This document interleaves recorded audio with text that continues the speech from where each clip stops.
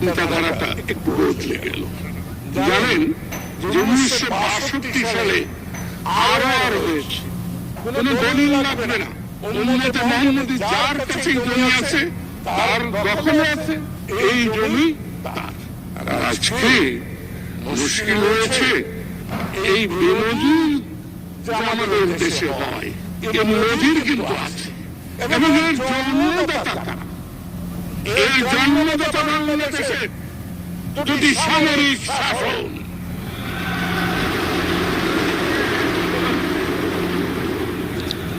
এই অর্থের যে সমস্যা নেই, এই কথাটি বলেছিলেন কে? মেজর জিয়াউর রহমান। তিনি বলেছিলেন মানি ইজ নো প্রবলেম।